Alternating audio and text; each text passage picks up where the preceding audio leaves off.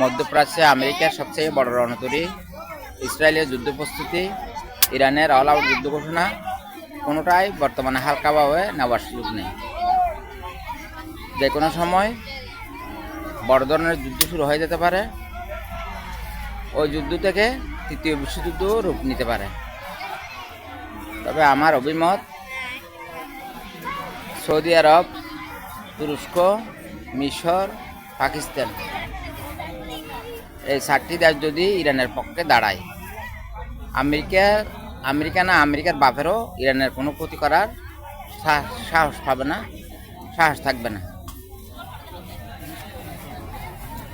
Saudi আরব, মিশর, তুরস্ক, পাকিস্তানের উদ্দেশ্যে বলবো, কোনো অবস্থাতে যদি আমেরিকা ইরানকে যদি ধ্বংস করে দিতে পারে, তোমাদের অস্তিত্ব থাকবে না। তোমরা দালালি করে আর বেশি দিন টিকে থাকতে পারবে না। তাই এখনই সময় থাকতে ইরানের পাশে দাঁড়ান।